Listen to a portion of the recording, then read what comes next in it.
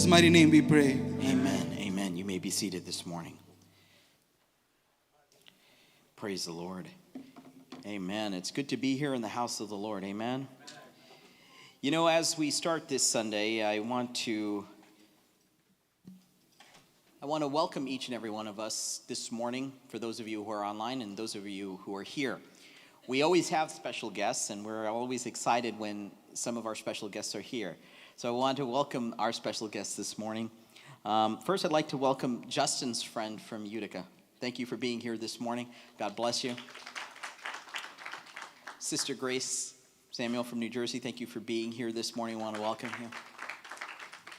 And now that we've done our special guests, we are so glad to have our regular guests back. Brother Sam and Preeti and Elisha back from Florida once again to visit with us. We always enjoy his ministry. We enjoy their ministry as a family and what they bring for us and what they've done for us. It's always great, and we'll be hearing from his music later on today. I'm excited to hear from him. I also want to welcome my parents once again, as they're here this morning unexpectedly. So I'm grateful to have my parents and my brother here this morning. It's so great to be here this morning. This morning also marks a special day where we honor our Sunday school teachers. You know, our Sunday school headmaster is away on a missions trip. Our associate director is also away away this morning. So I want to invite my wife, Dr. Elizabeth Homan, to come forward this morning. Praise the Lord. All right, as we all know, October is Missions Month. And missions start at home, and so we want to appreciate the missionaries in our church here, whose mission field is with our children and bringing them in and teaching them the Word of God. Kids that know they're supposed to come up, please.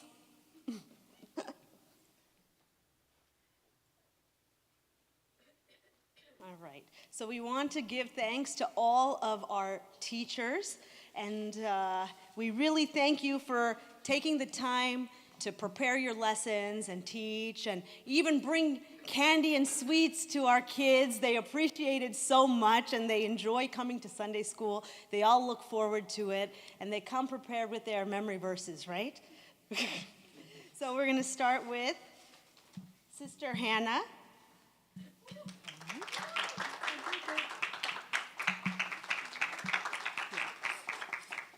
And her partner in crime, Sister Dia. I'll get to give it to you. Here you go. Oh, thank you. All right. Then we have Jessie Auntie. Where's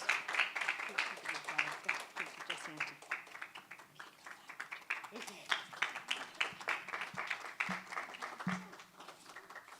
All right. Then we have Sister Anu.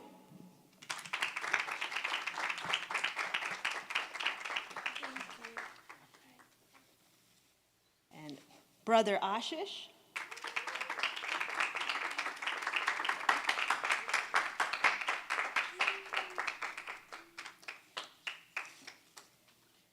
Sister Jebby.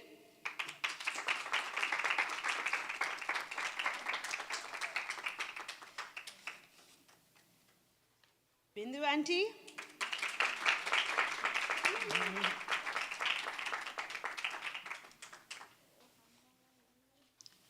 Brother Jims.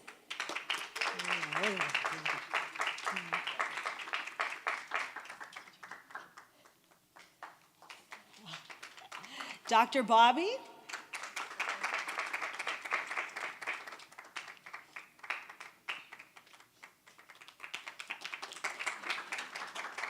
And Sister Gina.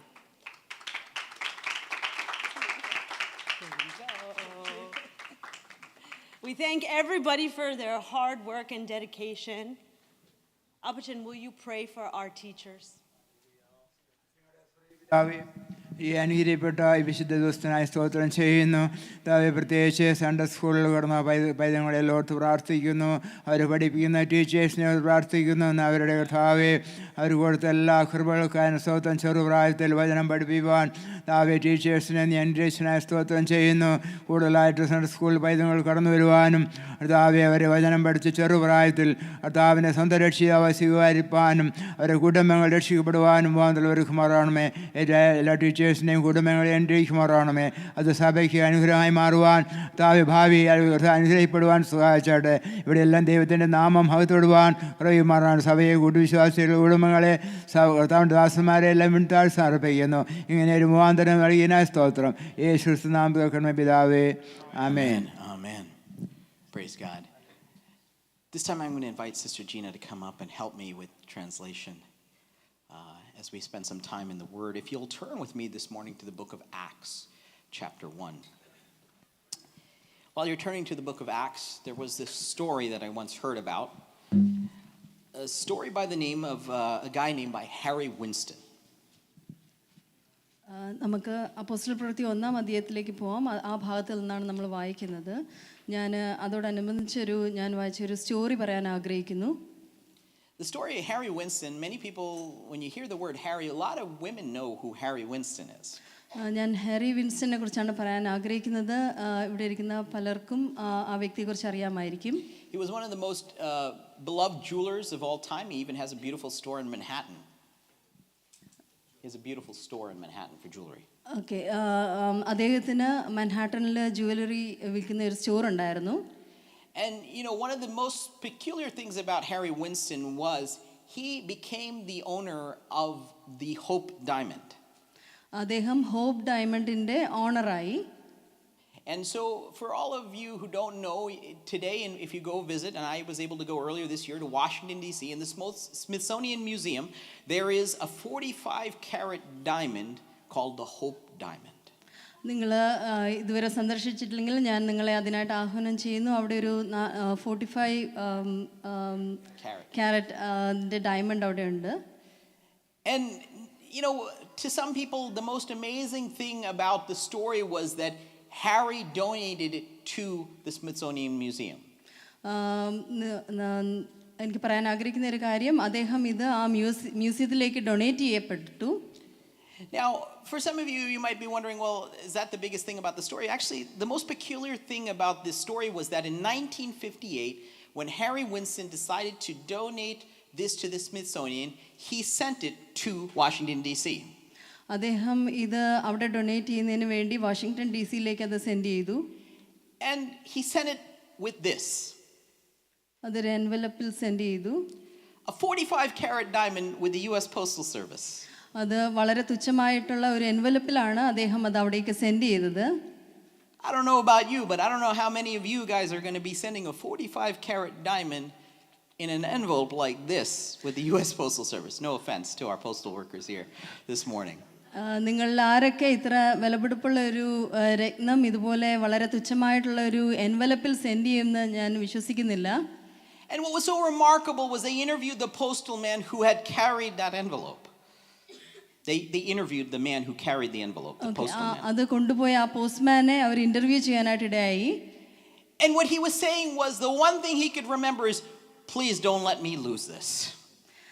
അദ്ദേഹം പറഞ്ഞത് ഇത് എന്നിൽ നിന്ന് നഷ്ടപ്പെട്ടു പോവാതിരിക്കണം എന്നുള്ളൊരു ചിന്തയായിരുന്നു പുള്ളിക്കുണ്ടായിരുന്നത്. And there were several interviews thereafter about this postal man because the burden that he had to carry such a valuable thing. അദ്ദേഹത്തിന് അത്രയും വിലപിടിപ്പുള്ള ഒരു കാര്യം കൊണ്ടുപോകാനായിട്ട് അത്രത്തോളം ബർഡൻ അദ്ദേഹത്തിനുണ്ടായിരുന്നു. It's interesting how we are here in the month of missions. നമ്മളിപ്പോൾ mission മന്തിലാണ് വന്നിരിക്കുന്നത്. And we are carrying the most valuable thing that we can ever imagine in the world. നമ്മളും അതുപോലെ തന്നെ ഏറ്റവും വിലപിടിപ്പുള്ള ഒരു കാര്യമാണ് നമ്മൾ ചുമന്നുകൊണ്ട് കടന്നു പോകുന്നത്. The gospel of the good news. ദൈവത്തിന്റെ സുവിശേഷമാണ് നമ്മൾ ചുമക്കുന്നത്. For many of you who don't know that this is missions month. പലർക്കും അറിയില്ല എങ്കിൽ ഇത് mission മന്താണ്. Even our pastors were away these last few months on missions. നമ്മുടെ പാസ്റ്റർമാർ പലരും കഴിഞ്ഞ മാസങ്ങളായിട്ട് മിഷനായിട്ട് കടന്നു പോയിരിക്കുന്നു. Even we have to pray for a couple of our members that are away on a medical missions this month. നമ്മൾ പലരും medical മിഷനായിട്ടും കടന്നു പോയിരിക്കുന്നു. Praise God for them. We have Sister Tina, Sister Minnie is gone, Brother John and Betsy are gone, all on this missions month. Sister മിനിയും sister ടീനയും ജോണും ബെറ്റ്സിയൊക്കെ അതിനായിട്ട് കടന്നു പോയിരിക്കുന്നു. And I praise God for their ability, their time that they've taken to do such a task. അവരത് ചെയ്യുവാനായിട്ട് എടുത്ത ആ സമയത്തിനും അവരുടെ ആ ഒരു സാവകാശത്തിനുമായിട്ട് ഞാൻ ദൈവത്തെ സ്തുതിക്കുന്നു. And it's amazing how missions we spend as a church a whole month to celebrate this. ഈ ഒരു മാസം മൊത്തം നമ്മൾ മിഷന് വേണ്ടി സെലിബ്രേറ്റ് ചെയ്യാനായിട്ട് ആഗ്രഹിക്കുന്നു. And for me, the burden came because as I looked through the schedule for all us pastors, I said, wow, I'm the first one to speak on Mission Sunday. ഞാൻ schedule നോക്കിയപ്പോൾ mission മന്തിൽ ആദ്യമായിട്ട് എനിക്കാണ് message പറയാനായിട്ട് slot കിട്ടിയിരുന്നത്. I didn't see, I said, there are many pastors ahead of us, many of us that are experienced, that have a lot more of the missions than me. എന്നെക്കാളിലും mission ചെയ്ത് പരിചയമുള്ളവരും experience ഉള്ള പലരും ഇവിടെ ഉണ്ടായിരുന്നു. You know, for one of the beautiful things about our church is we have a couple of services. നമുക്ക് പല സർവീസുകളും നമ്മുടെ ഈ ചർച്ചിലുണ്ട്. And you know, in other churches you'll have this service, but it's the same message in every service. പല ചർച്ചസിലും പല service ഉണ്ട്, പക്ഷെ അവിടെയൊക്കെയും ഒരു മെസ്സേജ് തന്നെയാണ് എല്ലാ സർവീസിലും കൊടുക്കുന്നത്. The experience of God will move in both services. ദൈവത്തിന്റെ സെയിം എക്സ്പീരിയൻസ് ആണ് എല്ലാ സർവീസിലും കടന്നു പോകുന്നത്. The difference in our church is you might, if you missed the first service, you may have wished that you were a part of the first service and not the part of the second. So നിങ്ങൾ ആദ്യത്തെ service ഇവിടെ miss ചെയ്യുവാണെങ്കിൽ അത് നിങ്ങൾക്ക് അത് നഷ്ടമാണ്, കാരണം അതല്ല രണ്ടാമത്തെ സർവീസിൽ നടക്കുന്നത്.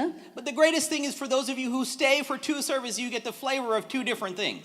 എന്നാൽ നിങ്ങൾക്ക് രണ്ട് സർവീസിലും അറ്റൻഡ് ചെയ്യാൻ പറ്റുന്നവർക്ക് വളരെ വ്യത്യസ്തമായ രണ്ട് കാര്യങ്ങളിലൂടെ കടന്നു പോകാനായിട്ട് സാധിക്കുന്നു. So when I was praying and coming up with this time for this missions month, ഞാൻ ഈ മിഷൻ മന്തിന് വേണ്ടി പ്രാർത്ഥിക്കുകയും അതിനു വേണ്ടി പ്രിപ്പയർ ചെയ്യുകയും ചെയ്തു.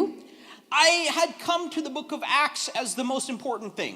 അപ്പോസ്തല പ്രവൃത്തിയാണ് ഞാൻ പ്രധാനമായിട്ട് ഞാൻ എടുക്കുവാൻ ആഗ്രഹിക്കുന്നത്. And if you will read with me through Acts chapter 1 verses 4 through 8. അപ്പോസ്തല പ്രവൃത്തി 1:4 തൊട്ട് 8 വരെ വായിക്കുകയാണെങ്കിൽ, And on one occasion while he was eating with them, he gave them this command: do not leave Jerusalem, but wait for the gift my Father promised, which ye have heard me speak about.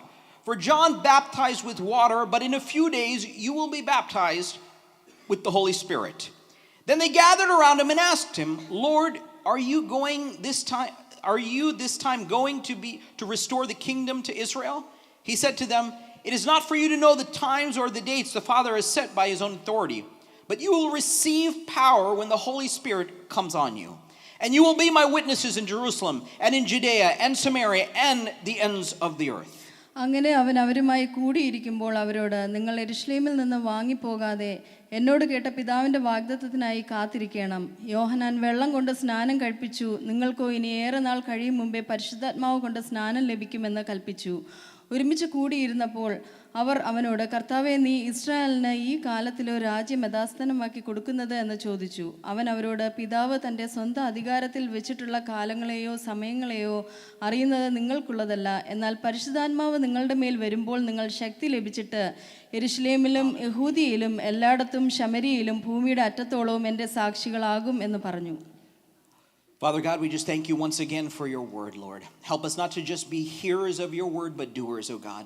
This morning, the call that you've asked us to do is to serve the mission that you've called us for. Each of us are called for your kingdom, oh God. Lord, we pray, oh God, for transformed lives this morning, oh God. And we give you all glory and honor. And everyone said, Amen.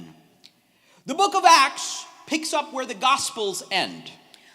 സുവിശേഷം അവസാനിച്ചെടുത്ത് നിന്ന് അപ്പോസ്തല പ്രവൃത്തി start ചെയ്യുന്നു. The book speaks about the church and the early church and the believers who endured persecution that grew beyond Jerusalem as it continued to Samaria and beyond.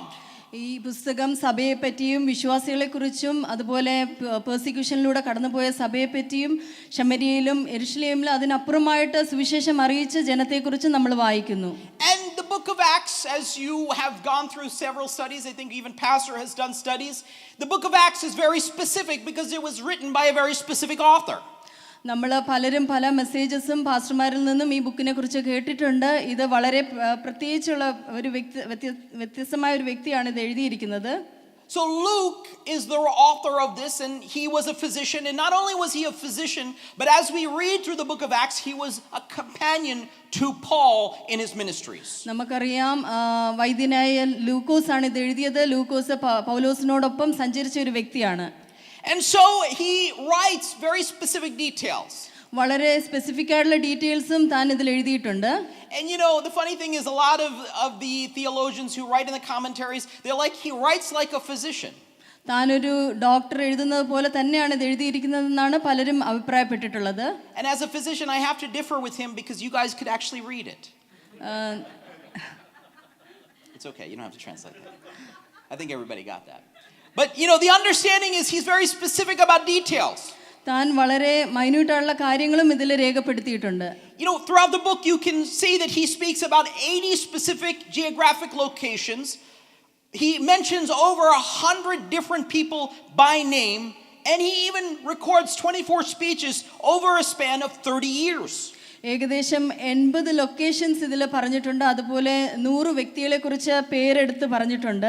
അതോടൊപ്പം തന്നെ 30 വർഷത്തിന്റെ ഇടയ്ക്ക് 24 messages ഇതിൽ കോട്ട് ചെയ്തിട്ടുണ്ട്. Some people will say this is the second book of Luke, so to speak.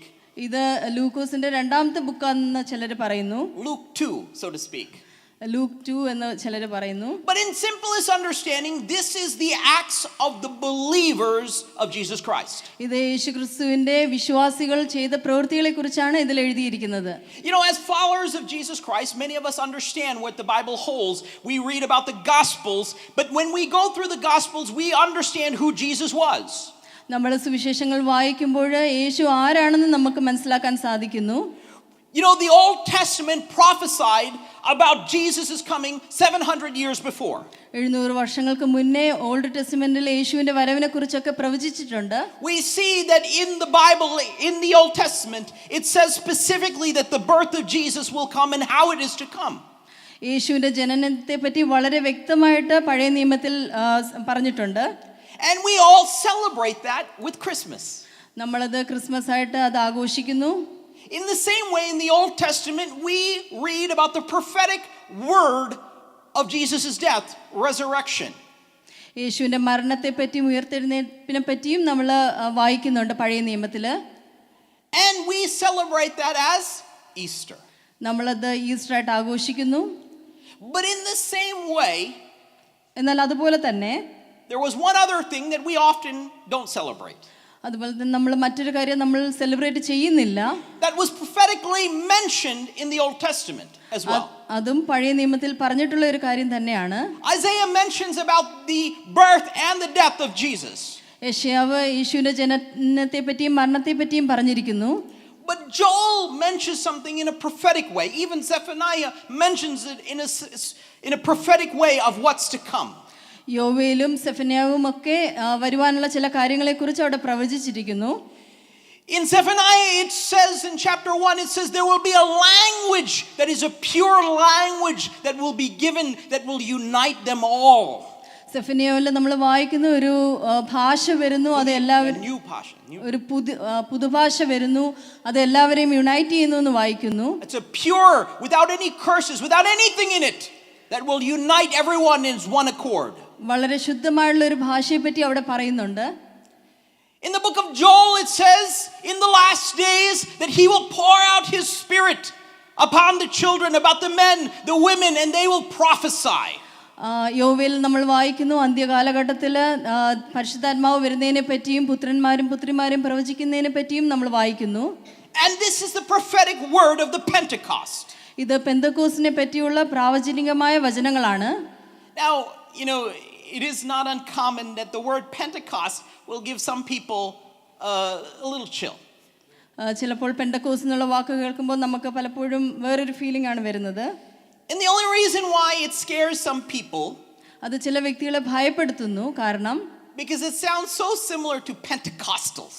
അത് പെന്തക്കോസ്തുകാരെ കുറിച്ച് എന്ന് ചിന്തിച്ച് അവരങ്ങനെ ചിന്തിക്കുന്നു. You know, usually if you mention to anyone who you are, what your faith is, if you're saying you're Pentecostal, it leaves a shiver in them. നമ്മളോട് നമ്മളുടെ വിശ്വാസം എന്താണെന്ന് ആരെങ്കിലും ചോദിച്ചാൽ നമ്മൾ പെന്തക്കോസ്തുകാരാണെന്ന് പറയുമ്പോൾ അവർക്കൊരു പേടിയാണ്. I don't know why. എന്താണെന്ന് എനിക്കറിയില്ല. I don't know if it's because the loudness that these Pentecostals have. നമ്മൾ ഉണ്ടാക്കുന്ന ആ ശബ്ദത്തിന്റെ ആ ഒരു ഇത് കൊണ്ടാണോ എന്നറിയില്ല. I've heard even some of the priests say, "Can't they are reading the same thing we read? Can't they just read it the same way we read it?" നമ്മൾ വായിക്കുന്ന അതേ കാര്യം തന്നെയാണ് അവരും വായിക്കുന്നത്. They sing some of the songs we sing. How come they jump up and down? അവർ ചിന്തിക്കുന്നു നമ്മൾ പാടുന്ന അതേ പാട്ട് തന്നെ അവർ പാടുന്നു, പക്ഷെ എന്തുകൊണ്ട് അവർ ചാടുന്നു? And how come they sometimes cry during this thing? Why we don't cry during those songs? നമ്മൾ ആ പാട്ടുകൾ പാടുമ്പോൾ നമ്മൾ കരയുന്നില്ല, പക്ഷെ എന്തുകൊണ്ടാണ് അവർ കരയുന്നത്? So the word is always fearful. വചനം പലപ്പോഴും അത് ആ വേർഡ് പലപ്പോഴും പലരെയും ഭയപ്പെടുത്തുന്നു. But the Pentecost, it comes from a Greek word. പക്ഷേ പെന്തക്കോസ്ത് എന്ന് പറയുന്നത് ഒരു ഗ്രീക്ക് വേർഡിൽ നിന്നാണ് വരുന്നത്. And the Greek, the penti means 5. Penty എന്ന് പറയുന്നത് 5നെ കാണിക്കുന്നു. For all of our young math people, I know that my kids love math. My daughter loves math. എൻ്റെ കുഞ്ഞുങ്ങള് മോള് മാത്ത് ഒത്തിരി ഇഷ്ടപ്പെടുന്നു. Not as much as my son, but I joke around with my daughter about math. She doesn't like math. എൻ്റെ മോൾക്ക്. But the word penti in simplest words means what? 5. Like pentagon means how many sides? 5 pent sides. എന്ന് പറയുന്നത് 5നെ കാണിക്കുന്നു. And koste in the Greek means to the 10th power. Cost എന്ന് പറയുന്നത് അതിനെ 10 മടങ്ങ്, So 50. അതായത് 50. There's nothing scary about the word 50. 50 എന്ന് പറയുമ്പോൾ നമുക്ക് അങ്ങനെ ഭയപ്പെടാനൊന്നുമില്ല. But in our understanding, the Pentecost actually, even in the Old Testament, was mentioned. അത് പഴയ നിയമത്തിലും ഈ പെന്തക്കോസ്തിനെ കുറിച്ച് പറഞ്ഞിട്ടുണ്ട്. The book when we look back in the book of Exodus and we understand the Israelites and through their times, ഉൽപ്പത്തിയിൽ നമ്മൾ അതിനെക്കുറിച്ച് വായിക്കുന്നു. that there was Passover. പുറപ്പാടിൽ നമ്മൾ കാണുന്നു, പെസഹയെ കുറിച്ച് കാണുന്നു. And then after the 50th day after Passover was the day that God descended down on Mount Zion and the law was given and written on the tablets. പെസഹയ്ക്ക് ശേഷം 50 ദിവസങ്ങൾക്ക് ശേഷം ദൈവം ആ mount സീനായിൽ വരുന്നതിനെ കുറിച്ചും അവർക്ക് ആ നിയമം എഴുതി കൊടുക്കുന്നതിനെ കുറിച്ചും നമ്മൾ വായിക്കുന്നു.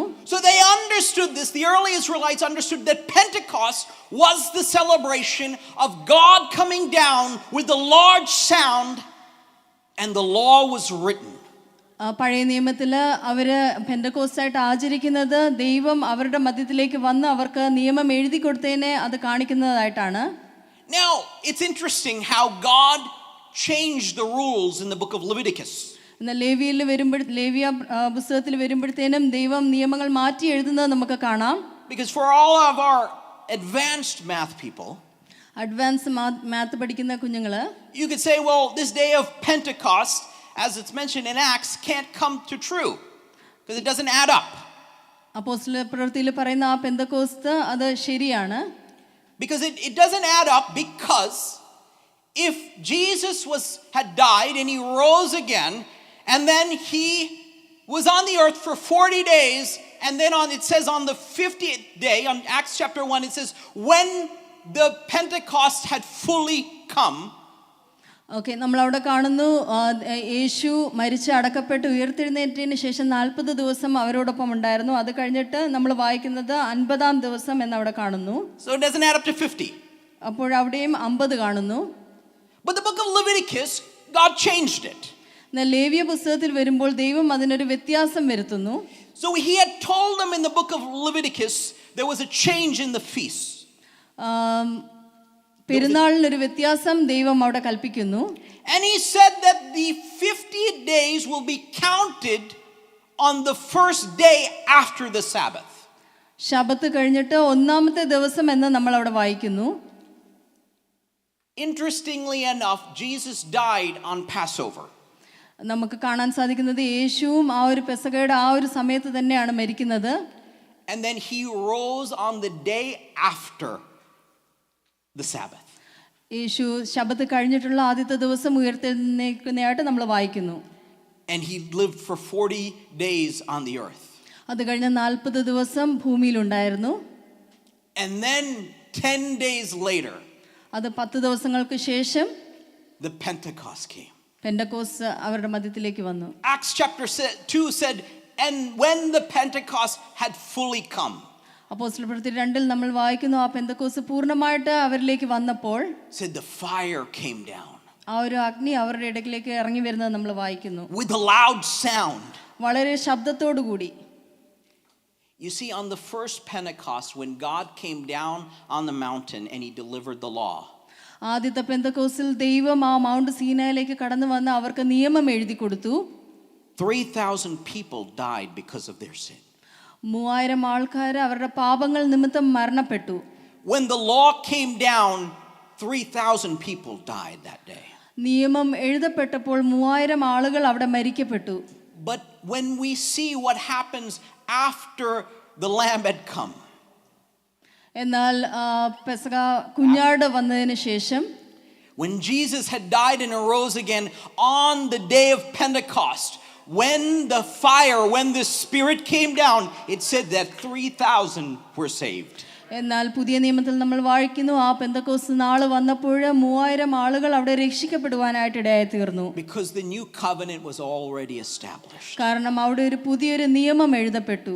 For many of you who don't understand it, for our believers here, and for those of you who don't know God, this is the understanding. In the Old Testament, the Old Covenant, it was written as a law. You do this, and then this is what happens to you. നമുക്ക് കാണാൻ സാധിക്കുന്നത് പഴയ നിയമത്തിലെ പല നിയമങ്ങളും എഴുതി അത് ചെയ്താൽ മാത്രമേ നമുക്ക് ഒരു നല്ലൊരു ഇത് വരത്തുള്ളൂ. The standard was this for that. You do this, and therefore you have to repent of your sins. നിങ്ങൾ പലതും ചെയ്യണം, പഴയ നിയമത്തിൽ ചെയ്യുവാനാണ് പറഞ്ഞിരിക്കുന്നത്. എന്നാൽ മാത്രമേ പല കാര്യങ്ങൾക്കും നമുക്ക് പ്രാപിക്കാൻ സാധിക്കുള്ളൂ. But behold, when the Lamb came, എന്നാൽ കുഞ്ഞാട് വന്നപ്പോൾ, as John Baptist said, behold the Lamb that comes to take away the sins of the world. നമ്മുടെ പാപങ്ങളെ ചുമക്കുന്ന കുഞ്ഞാട് എന്ന് യോഹന്നാൻ സ്നാപകൻ പറഞ്ഞിരിക്കുന്നു. And it says, for whosoever believeth on him അവനിൽ വിശ്വസിക്കുന്ന ഏവരെയും shall not perish but have everlasting our life. നശിച്ചു പോവാതെ നിത്യജീവൻ പ്രാപിക്കുവാനായിട്ട് ഇടയായിത്തീരും. See, we're not saved by the things that we do, but we're saved by grace through faith in Jesus Christ. നമ്മൾ ചെയ്യുന്ന ചില കാര്യങ്ങൾ കൊണ്ടല്ല നമ്മൾ രക്ഷിക്കപ്പെടുന്നത്, എന്നാൽ ക്രിസ്തുവിന്റെ ആ ഒരു കൃപ മുഖാന്തരം മാത്രമാണ്.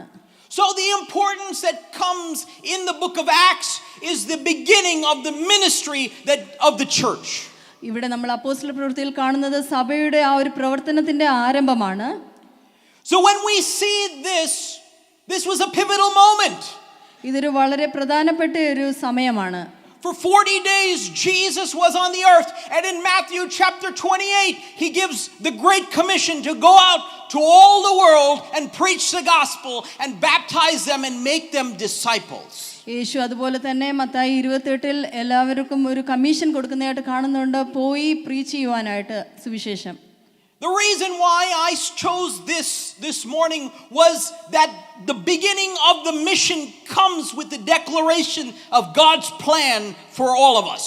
ദൈവത്തിന്റെ ഒരു പദ്ധതി തന്നെയാണ് എല്ലാവരും പുറത്തു പോയി ദൈവത്തിന്റെ സുവിശേഷം അറിയിക്കുക എന്നുള്ളത്. അതുകൊണ്ട് തന്നെയാണ് ഞാൻ അത് ഇന്ന് എടുക്കുവാനായിട്ട് ഇടയായി തീർന്നത്. Acts chapter 1, if we could spend many days on this, I could preach for many hours, but I won't do that this morning. അപ്പോസ്തല പ്രവൃത്തി 1 വായിക്കുകയാണെങ്കിൽ വളരെ മണിക്കൂറുകളോളം അതിൽ നിന്ന് എനിക്ക് പറയുവാനായിട്ടുണ്ട്. But this is a pivotal moment because here God gave them a plan. ഇവിടെ നമുക്ക് കാണാൻ സാധിക്കുന്നത് വളരെ പ്രധാനപ്പെട്ട ഒരു കാര്യം തന്നെയാണ്. ദൈവം അവർക്കൊരു പദ്ധതിയെ നൽകുന്നു. And I've preached before. He didn't tell them to go, he said to wait.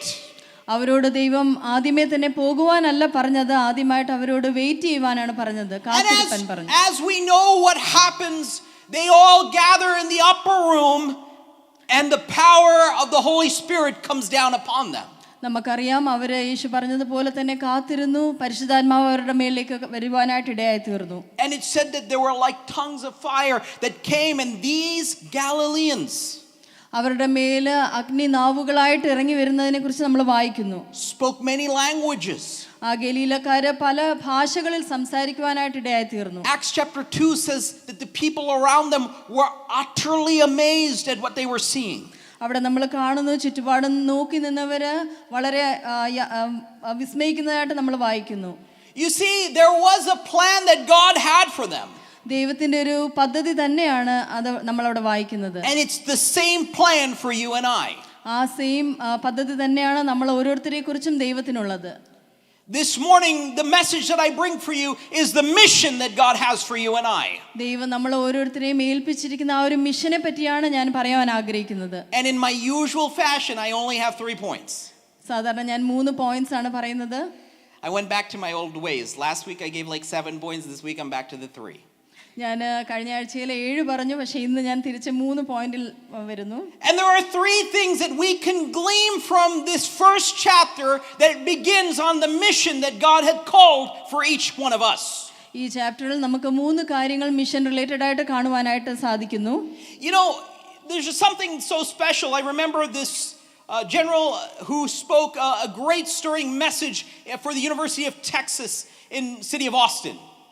ടെക്സസിൽ ഒരു University of Texas. University of ടെക്സസിലെ ഒരു വ്യക്തി പറഞ്ഞ ഒരു കാര്യത്തെക്കുറിച്ച് പറയാനായിട്ട് ആഗ്രഹിക്കുന്നു. And one of the things that he talks about is the motto of the University of Texas, Austin. I know there's nobody here from University of Texas. We only have Siena and Albany grads here and maybe RPI, but Texas is a big school, so it's a big deal. Texas വളരെ വലിയൊരു സ്കൂളാണ്. And what their motto is, what happens here can change the world. അവരവിടെ പറയുന്നത് ഇവിടെ ഞങ്ങൾ ചെയ്യുന്ന കാര്യങ്ങൾ ലോകത്തെ തന്നെ ചേഞ്ച് ചെയ്യാനായിട്ട് ഇടയായി തീരും.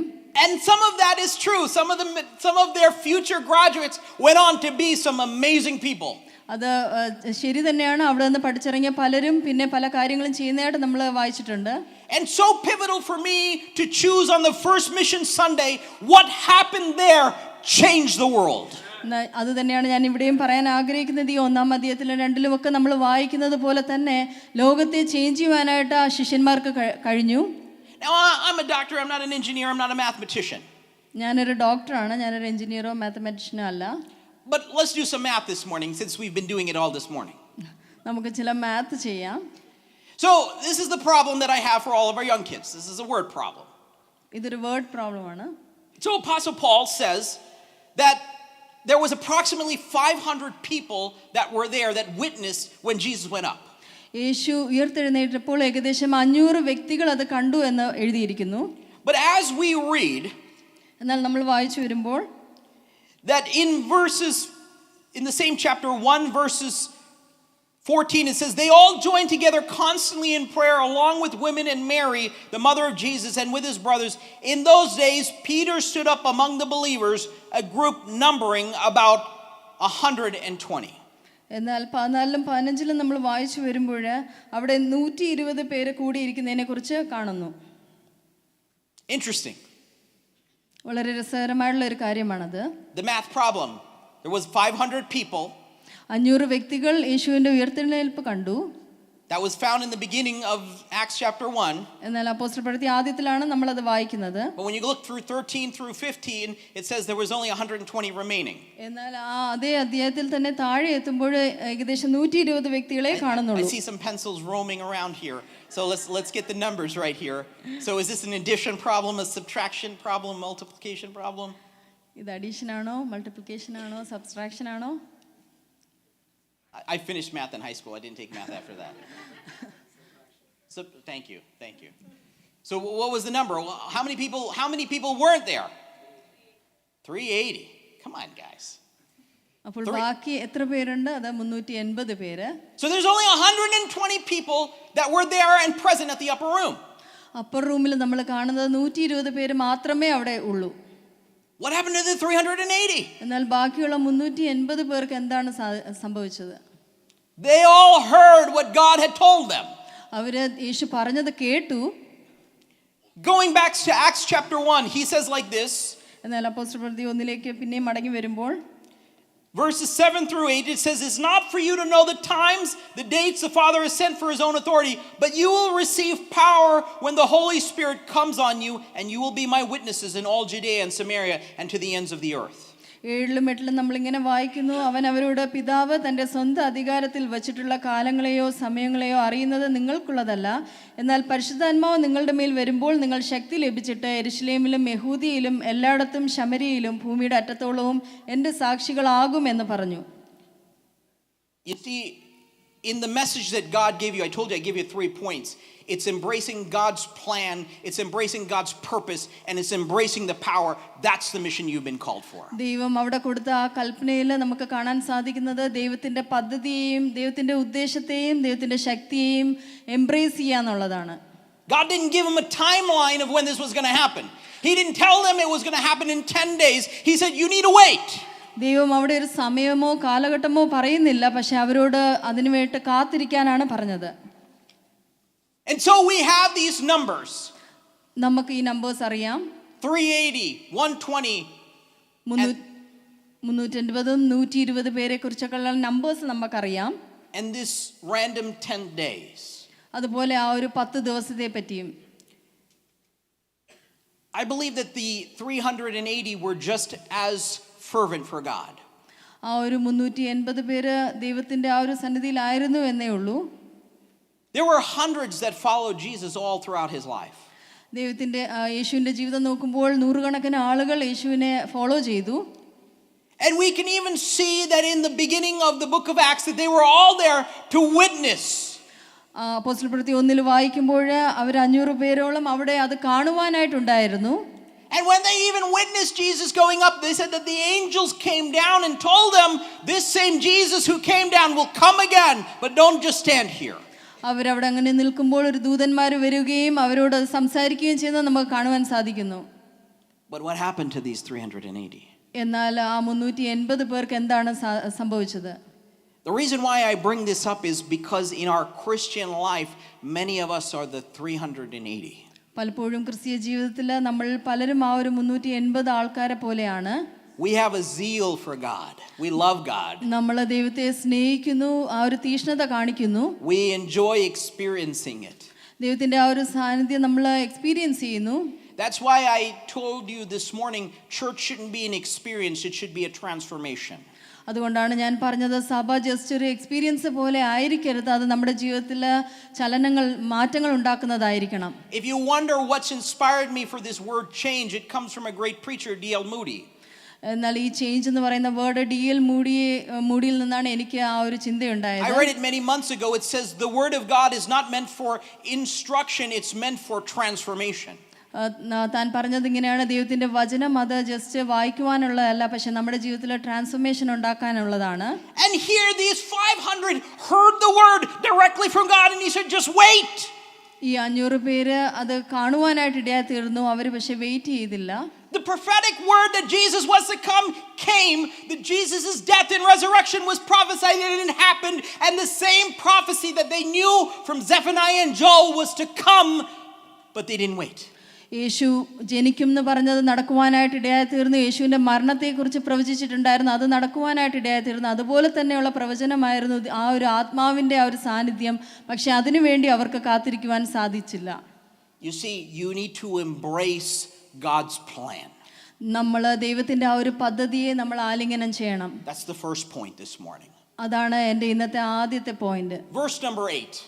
ഇനി 8-ാം വാക്യത്തിൽ നമ്മളിങ്ങനെ വായിക്കുന്നു.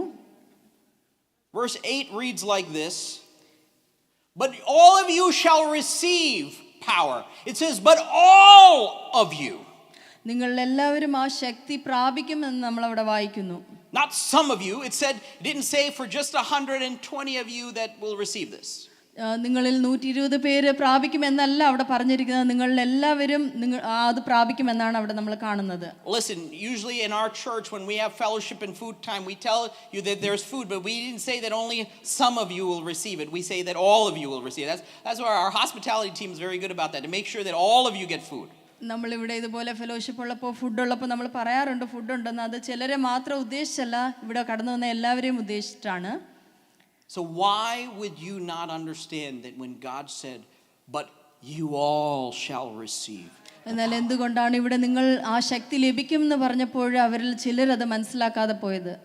You see, many of us, even sitting here, will say, oh, you're the youth pastor, you're the pastor here, we have Pastor Kalaya, and you have all these pastors here. You guys keep doing what you're doing.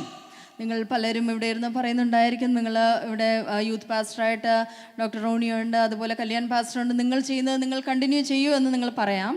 And it's good, we're here. Our mission is to teach you to go out and preach. അത് നല്ലത് തന്നെയാണ്.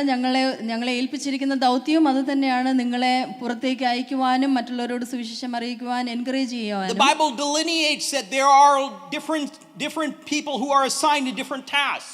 വചനത്തിലും നമ്മളത് കാണുന്നു. പലരെയും പല റെസ്പോൺസിബിലിറ്റീസും ഏൽപ്പിച്ചിരിക്കുന്നത് നമുക്ക് കാണുവാൻ I സാധിക്കുന്നു. mean, I applaud all our Sunday school teachers for the time that they take to instruct our children. It's not an easy task. ഞാൻ ഇവിടെയുള്ള സൺഡേ സ്കൂൾ ടീച്ചർമാരെ അഭിനന്ദിക്കുന്നു. അവരുടെ സമയവും ഒക്കെ എടുത്ത് കുഞ്ഞുങ്ങളെ പഠിപ്പിക്കുന്നതിന്.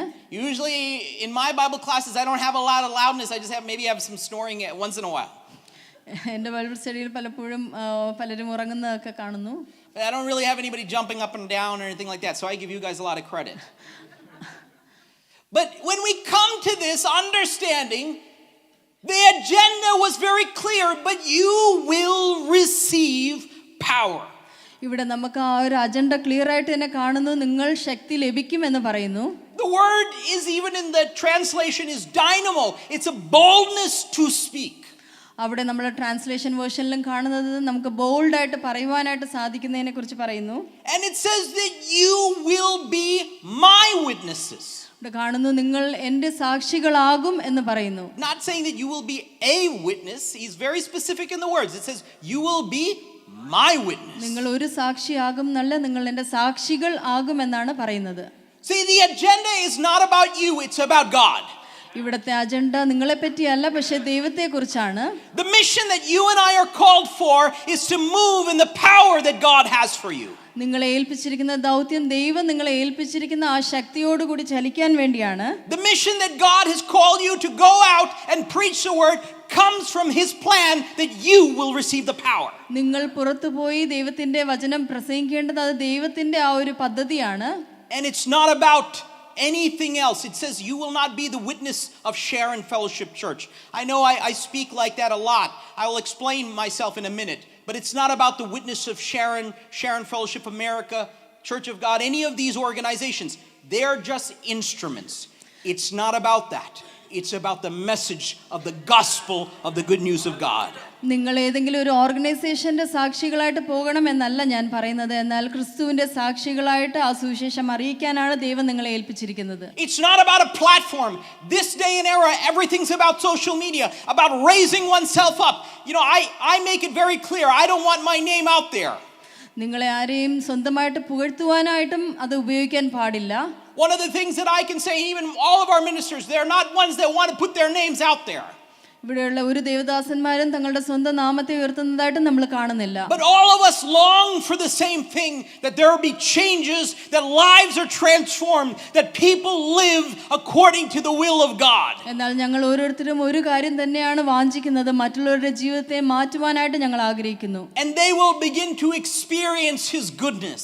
അവർ ദൈവത്തിന്റെ ആ ഒരു നന്മകളെ കുറിച്ച് എക്സ്പീരിയൻസ് ചെയ്യുവാനായിട്ട് ഇടയായിത്തീരും. And know that there's a God that knows their present and their future. അവരുടെ ഇന്നിനെ കുറിച്ചും നാളെയെ കുറിച്ചും അറിയുന്ന ഒരു ദൈവം ഉണ്ടെന്ന് അവരെ അറിയിക്കുവാൻ ഞങ്ങൾ That ആഗ്രഹിക്കുന്നു. is the hope that we preach. അതാണ് ഞങ്ങൾ പ്രസംഗിക്കുന്ന ആ ഒരു സുവിശേഷം. For John the Baptist, he had the same problem. യോഹന്നാൻ സ്നാപകനും അതേ ഒരു വിഷയം തന്നെ ഉണ്ടായിരുന്നു. John chapter 3. യോഹന്നാൻ 3 നമ്മൾ ഇങ്ങനെ വായിക്കുന്നു. You see that as he was preaching, some of his followers were saying, "You're here preaching one thing. There's Jesus on the other side preaching as well." അവിടെ നമ്മൾ കാണുന്നു യോഹന്നാൻ ഒരു കാര്യം പ്രസംഗിക്കുന്നു, യേശു മറുഭാഗത്ത് മറ്റൊരു കാര്യം പ്രസംഗിക്കുന്നു. And John's answer was this: എന്നാൽ യോഹന്നാന്റെ മറുപടി ഇതാണ്, he must increase and I must decrease. ഞാനോ കുറയണം അവനോ വളരെയണം എന്നാണ് യോഹന്നാൻ സ്നാപകൻ പറയുന്നത്. For these 120 people, ഈ 120 വ്യക്തികൾ, we'll get to their names. Luke is very specific. He names them. ലൂക്കോസ് വളരെ സ്പെസിഫിക് ആയിട്ട് അവരിൽ പലരുടെയും പേരുകൾ എടുത്ത് പറയുന്നുണ്ട് അവിടെ. And he specifically writes that they were praying. എന്നിട്ട് അവിടെ വ്യക്തമായിട്ട് പറയുന്നു അവര് ഒരുമനപ്പെട്ട് പ്രാർത്ഥിച്ചു കൊണ്ടിരുന്നു എന്ന് വായിക്കുന്നു. You know, there was this theologian, he wrote this great quote. It says like this: every mighty move of God had its source in a prayer room. ഒരു വ്യക്തി ഇങ്ങനെ എഴുതുവാനായിട്ട് ഇടയായിരുന്നു, എല്ലാ ചലനാത്മകമായ കാര്യങ്ങളുടെയും തുടക്കം ഒരു പ്രാർത്ഥനാ റൂമിൽ നിന്നായിരിക്കാം. You see, I believe that in that prayer room, these 120, they had no idea how many days were going to go by before the power was to come. ഈ 120 പേര് അവിടെ ഇരുന്ന് പ്രാർത്ഥിക്കുമ്പോൾ അവർക്കറിയില്ല എത്ര ദിവസം അവരിങ്ങനെ പ്രാർത്ഥിക്കണം ആ ഒരു ശക്തി ലഭിക്കുന്നതിന് വേണ്ടിയെന്ന്. But I'm sure they were praying and repenting and saying, "Lord, I must decrease and you must increase." പക്ഷെ അവർ പ്രാർത്ഥിച്ചു കൊണ്ടിരുന്നു, അവരുടെ പാപങ്ങൾ ഏറ്റുപറഞ്ഞു. അവർ പറഞ്ഞു, ഞാനോ കുറയണം നീയോ വളരണം എന്ന് പറഞ്ഞുകൊണ്ടിരുന്നു. Many of us have hungers. നമുക്ക് പലർക്കും അതുപോലെ ദാഹമുണ്ട്. Many of us, we could see this in the world today. There are many people who have different hungers in life. ഈ ലോകത്തിലും പല ആൾക്കാർക്ക് പല കാര്യങ്ങൾക്ക് വേണ്ടിയുള്ള വാഞ്ചയുണ്ട്. Even now when these new iPhones come nowadays, it's not as big, but before online ticketing and stuff, people would wait in lines for hours waiting for something. പുതിയ ഐഫോണൊക്കെ ഇറങ്ങുമ്പോൾ നമുക്ക് കാണാം ആളുകൾ വളരെ വലിയ ക്യൂവിൽ നിന്ന് അത് വാങ്ങുവാനായിട്ട് ഇടയായിത്തീരുന്നു. Black Friday, people would sleep like a week for these deals, right? 1 week, maybe spend a whole day, sleep overnight just for these deals. Black Friday ഒക്കെ വരുമ്പോൾ നമുക്കറിയാം ഉറങ്ങാതെ ഇരുന്ന ആളുകൾ വാങ്ങുന്നത് നമുക്ക് കാണാൻ സാധിക്കുന്നു. And we can see that they have a hunger. All of us understand those hungers. അവർക്കും അത് വാങ്ങുവാനുള്ള ഒരു വാഞ്ചയാണ്. But it's a misdirected hunger or need. എന്നാൽ അതൊരു യഥാർത്ഥ രീതിയിലുള്ള ഒരു ഹങ്കർ അല്ല. The question is, where is our hunger? എന്നാൽ ക്വസ്റ്റ്യൻ ഇതാണ്, നമ്മുടെ വാഞ്ച എന്തിലാണ്? Are we like the 120 or are we the 380? നമ്മൾ ഈ 120 പേരെ കണക്കാണോ അതോ 380 പേരെ കണക്കാണോ? Even when I say this, I count myself in that group. എനിക്കും ഇതിൽ ഏതാണെന്നുള്ളത് ഞാനും ചിന്തിക്കുകയാണ്. We all have different agendas. I can't come here, I can't come there. I've got this going on, I have that going on. But you can see that for all these weeks, if you have the right hunger, you'll wait for something. നമുക്ക് പലപ്പോഴും പല അജണ്ടയാണ്, പല കാര്യങ്ങൾക്ക് നമുക്ക് പോകുവാൻ സാധിക്കുന്നില്ല, നമ്മൾ പല കാര്യങ്ങളിലും ബിസിയാണ്. പക്ഷേ നിങ്ങളുടെ ചിന്ത എന്താണ് യഥാർത്ഥത്തിൽ? We are in the age of instantaneous. നമുക്ക് ഇൻസ്റ്റന്റ് ആയിട്ട് കാര്യങ്ങൾ ലഭിക്കേണ്ട ഒരു ഏജിലാണ് നമ്മൾ ആയിരിക്കുന്നത്. Everything has to come instantly. നമുക്കെല്ലാം പെട്ടെന്ന് കിട്ടണം. Whatever food you want, you can just order it instantaneously. നമുക്ക് ഭക്ഷണം വേണമെങ്കിൽ നമ്മൾ അത് ഓർഡർ ചെയ്യുന്നു. Wherever you want to go, you can book a ticket right now from your phone and instantaneously, not even have speak to anyone, and everything's done. നമുക്ക് എവിടെയെങ്കിലും പോകണമെങ്കിൽ നമ്മൾ ഓൺലൈനിൽ അത് ബുക്ക് ചെയ്യുന്നു. So for Christians these days, we want the instantaneous move of God. And if it's not convenient, we'll just put a queue and then we'll come back later. അതുപോലെ തന്നെയാണ് ക്രിസ്ത്യാനികളും, അവർക്കും പല കാര്യങ്ങളും പെട്ടെന്ന് ലഭിക്കണം. But only these 120 receive the power. And it says in Acts chapter 2 that all of them received it. 120 പേര് മാത്രം അവിടെ ഇരുന്നു എന്നല്ല, നമ്മൾ അപ്പോസ്തലപ്രവൃത്തി 2 വായിക്കുന്നു, അവരുടെ മേലൊക്കെയും ആ ഒരു ആത്മാവ് വരുന്നത് നമ്മൾ വായിക്കുന്നു. In God's plan, when you embrace His plan, ദൈവത്തിന്റെ ആ ഒരു പ്ലാനിനെ നമ്മൾ എംബ്രേസ് ചെയ്താൽ, you're not waiting for the time. You don't know where you are in that time. You're just waiting for the power of God to move. നിങ്ങൾ അവിടെ wait ചെയ്ത് ദൈവത്തിന്റെ ആ ഒരു ശക്തി നിങ്ങളിലേക്ക് വരുവാനായിട്ട് നിങ്ങൾ വെയിറ്റ് ചെയ്യും. You're going to wait because you have a hunger for what He has for you.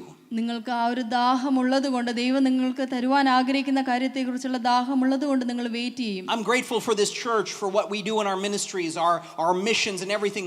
I don't know, I could feel God's presence moving in our church. I don't know if we're in the 8th day, the 9th day, the 9.5 day, but we don't stop waiting for God. ഈ സഭ ദൈവത്തിന് വേണ്ടി ചെയ്യുന്ന കാര്യങ്ങളെ കാണുമ്പോൾ എനിക്ക് വളരെ സന്തോഷമാണ്. നമ്മൾ വെയിറ്റ് ചെയ്യുന്നു, ദൈവത്തിന് വേണ്ടി പല കാര്യങ്ങളും പ്രവർത്തിക്കുന്നു. See, for them, they didn't know what time this was to happen. They just eagerly waited. അവിടെ ഇരുന്ന വ്യക്തികളും എപ്പോഴാണ് അത് വരുന്നതെന്ന് അറിയാതെ അവർ ദൈവസന്നിധിയിൽ വളരെ വാഞ്ചയോടുകൂടി കാത്തിരുന്നു. You know, this past Friday, I missed the Friday meeting. കഴിഞ്ഞ ഫ്രൈഡേ എനിക്ക് ആ മീറ്റിംഗ് മിസ്സായി. Work was just going the way it was. Things came around, and it happens. And you know, you miss it. And every part of me felt guilty. കഴിഞ്ഞ Friday ഞാൻ ഒത്തിരി BC ആയിരുന്നു, അതുകൊണ്ട് ഞാൻ മീറ്റിങ്ങിന് കടന്നു വരാൻ സാധിച്ചില്ല. അതെനിക്ക് വളരെ ഗിൽറ്റി ആയിട്ട് ഫീൽ ചെയ്യുന്നു. And I felt that way because in my heart I said, Lord, I don't want to miss what you had. ഞാൻ പറഞ്ഞു, ദൈവമേ, എനിക്ക് വേണ്ടി നീ കരുതിയിരിക്കുന്നത് മിസ്സാകാൻ ഞാൻ ആഗ്രഹിക്കുന്നില്ല എന്ന് ഞാൻ പറഞ്ഞു. I don't want to miss it. You know, I spend moments with God in my car, wherever I am. But I said, you know, in those moments, in those presence, you know, with great people, great men, great speakers, great music, Lord, I don't want to miss one moment of that presence of you. ഞാൻ ആയിരിക്കുന്ന സാഹചര്യങ്ങളിലൊക്കെ ഞാൻ ദൈവസാന്നിധ്യം അനുഭവിക്കുന്നു. എൻ്റെ കാറിലാണെങ്കിലും ഞാൻ ജോലി ചെയ്യുമ്പോഴാണെങ്കിലും. എന്നാലും ദൈവം എനിക്ക് വേണ്ടി അന്ന് ഒരുക്കിയിരുന്ന ആ ഒരു മ്യൂസിക്കും മെസ്സേജും ഒക്കെ ഞാൻ മിസ് ചെയ്തു. You know, I'm not trying to guilt you this morning into coming to every service and everything.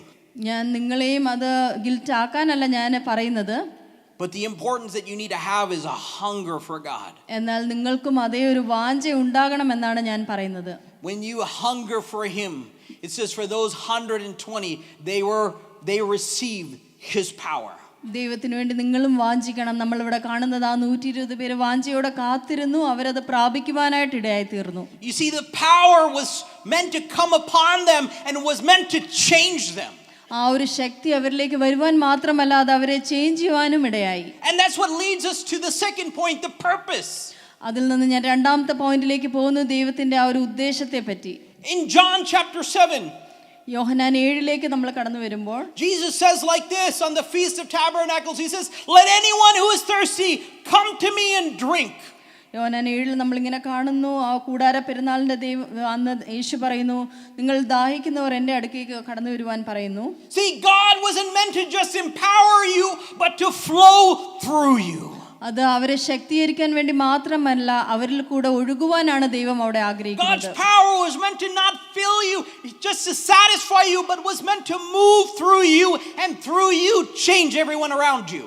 ആ ഒരു ദൈവത്തിന്റെ ശക്തി നിങ്ങളിലേക്ക് വന്ന് ഫില്ല് ചെയ്യാൻ മാത്രമല്ല, അത് ഓവർഫ്ലോ ചെയ്ത് നിങ്ങളെ സാറ്റിസ്ഫൈ ചെയ്യാൻ മാത്രമല്ല, മറ്റുള്ളവരിലേക്ക് അത് ഒഴുകുവാനാണ് ദൈവം ആഗ്രഹിക്കുന്നത്. Jesus' encounter with the Samaritan woman, when he told her, "The water I give you, you will never thirst." ആ ഒരു ശമരിയ സ്ത്രീയുമായിട്ട് യേശു സംസാരിക്കുമ്പോഴും അവിടെ യേശു പറയുന്നത് ഇങ്ങനെയാണ്, ഞാൻ തരുന്ന വെള്ളം നീ കുടിച്ചാൽ നിനക്ക് ഒരിക്കലും ദാഹിക്കില്ല എന്ന് പറയുന്നു. It said that she went and told everybody. അവിടെ നമ്മൾ കാണുന്നു, അവളത് കേട്ടിട്ട് അവൾ പോയി കണ്ടവരോടൊക്കെ അത് പറയുന്നതായിട്ട് നമ്മൾ കാണുന്നു. You see, even today we have many people who disbelieve that the power of the Holy Spirit is meant for you. ഇപ്പോഴും പലരും വിശ്വസിക്കുന്നില്ല പരിശുദ്ധാത്മാവ് അവർക്ക് വേണ്ടിയുള്ളതാണെന്ന്. I love John Bevere when he writes that the Holy Spirit is a power that's meant for every Christian. It's not weird. They're just some weird people. It's okay. You don't have to translate that. It's a lot of words. It just means that the power of the Holy Spirit, it's needed for all of us. It's the only reason, and it is the power for you to move. ആ ഒരു ശക്തി നമുക്ക് എല്ലാവർക്കും വേണ്ടിയതാണ്. അത് മറ്റുള്ളവരെ move ചെയ്യാനായിട്ട് സാധിക്കും. It's meant for you. അത് നിങ്ങൾക്ക് വേണ്ടിയുള്ളതാണ്. Joel mentions this in Joel chapter 2. യോവേൽ 2 നമ്മൾ അതിനെക്കുറിച്ച് വായിക്കുന്നു. Joel chapter 2 verse 2 verse 28 says like this, "And afterward I will pour out my spirit on all people. Your sons and daughters will prophesy, your old men will dream dreams, your young men will see visions. Even on my servants, both men and women, I will pour out my spirit in those days, and I will show wonders in the heavens and on the earth." യോവേൽ 2:28 നമ്മളിങ്ങനെ വായിക്കുന്നു, അതിൻ്റെ ശേഷമോ ഞാൻ സകല ജഡത്തിന്മേലും എൻ്റെ ആത്മാവിനെ പകരും, നിങ്ങളുടെ പുത്രന്മാരും പുത്രിമാരും പ്രവചിക്കും, നിങ്ങളുടെ വൃദ്ധന്മാർ സ്വപ്നങ്ങളെ കാണും, നിങ്ങളുടെ യൗവനക്കാർ ദർശനങ്ങളെ ദർശിക്കും, ദാസന്മാരുടെ മേലും ദാസിമാരുടെ മേലും കൂടെ ഞാൻ ആ നാളുകളിൽ എൻ്റെ ആത്മാവിനെ പകരും, ഞാൻ ആകാശത്തിലും ഭൂമിയിലും അത്ഭുതങ്ങളെ കാണിക്കും. You see, the power that was meant for you was not just meant to empower some, it was meant to empower all of you. ആ ഒരു ശക്തി വരുന്നത് നിങ്ങൾ ചിലരെ മാത്രം എംപവർ ചെയ്യാൻ വേണ്ടി മാത്രമല്ല, പക്ഷേ എല്ലാവരെയും ശക്തീകരിക്കാൻ വേണ്ടിയാണ്. For some of you who wonder why these Pentecostals like to sing and dance, it doesn't mean that they have more power versus some people who don't. It's just some people are just overwhelmed in the presence of God. പെന്തക്കോസ്തുകാരെ നമ്മൾ കാണുമ്പോൾ പലരും ആ ഒരു ദൈവസന്നിധിയിൽ സന്തോഷിക്കുന്നത് കാണുന്നത് അത് ചിലർക്ക് വേണ്ടിയുള്ളതല്ല, പക്ഷേ ആ ഒരു എക്സ്പീരിയൻസ് വരുമ്പോൾ അവർ സന്തോഷിക്കുന്നതാണ്. I read a lot, and one author wrote like this: Christians are not meant to be prosecutors, they're meant to be laser pointers. ഞാൻ ഒരു വ്യക്തി എഴുതിയതിനെ കുറിച്ച് ഞാനിങ്ങനെ വായിച്ചു, ക്രിസ്ത്യാനികൾ എന്ന് പറയുന്നത് ന്യായവാദികളാകുവാനായിട്ടല്ല, പക്ഷേ ലേസർ പോയിന്റേഴ്സ് ആകുവാനാണ് ആഗ്രഹിക്കുന്നതെന്ന്. I see some puzzled faces. What it means is we're not meant to tell people what they do right or wrong. God never asked you to do that. നമ്മൾ മറ്റുള്ളവർ ചെയ്യുന്നത് ശരിയാണോ തെറ്റാണോ എന്ന് അവരെ ന്യായീകരിക്കാനായിട്ടല്ല ദൈവം നമ്മളെ ആക്കിയിരിക്കുന്നത്. But God meant you to be laser pointers to highlight His presence in everything that you see. എന്നാൽ ദൈവത്തിൻ്റെ ആ ഒരു ശക്തിയെ ഹൈലൈറ്റ് ചെയ്ത് മറ്റുള്ളവരെ കാണിക്കുവാൻ വേണ്ടിയാണ് ദൈവം നമ്മളെ ആക്കിയിരിക്കുന്നത്. That even in moments of people's joy that they see God's presence right there. ദൈവത്തിൻ്റെ ആ ഒരു സന്നിധിയിലെ ആ ഒരു സന്തോഷം അനുഭവിക്കുമ്പോൾ അവർ ദൈവത്തിൻ്റെ ആ ഒരു സാന്നിധ്യം അനുഭവിക്കാനായിട്ട് ഇടയായിത്തീരും. That even in your moments of your work that God's presence is right there. നിങ്ങൾ ജോലി സ്ഥാനത്തായിരിക്കുമ്പോഴും ദൈവത്തിന്റെ ആ ഒരു സാന്നിധ്യം നിങ്ങളിലുണ്ട്. That even in your school, when everything's going in the right way or even in the wrong way, that God's presence is still there. നിങ്ങൾ സ്കൂളിലായിരിക്കുമ്പോൾ നിങ്ങൾ ഉദ്ദേശിക്കുന്ന പോലെ കാര്യങ്ങൾ പോയില്ലെങ്കിലും പോയാലും അവിടെയും ദൈവത്തിന്റെ ആ ഒരു സാന്നിധ്യം നിങ്ങളോടൊപ്പം ഉണ്ട്. This laser pointer analogy comes from that song. On mountains he stays the same. On valleys he stays the same. That God's presence never leaves. ദൈവത്തിന്റെ സാന്നിധ്യം ഒരിക്കലും മാറിപ്പോകുന്നില്ല. നമ്മൾ എവിടെ ആയിരുന്നാലും ആ ദൈവത്തിന്റെ സാന്നിധ്യം നമ്മളോടൊപ്പമുണ്ട്. Without the power of the Holy Spirit, you won't begin to recognize His presence. ദൈവത്തിന്റെ ആ ഒരു പ്രസൻസ് ഇല്ലാതെ, ആ ഒരു പരിശുദ്ധാത്മാവിന്റെ ബലമില്ലാതെ ദൈവത്തിന്റെ സാന്നിധ്യം നമുക്ക് എക്സ്പീരിയൻസ് ചെയ്യാൻ സാധിക്കില്ല. You see, there's a power of God's presence that happened in that upper room that transformed the world.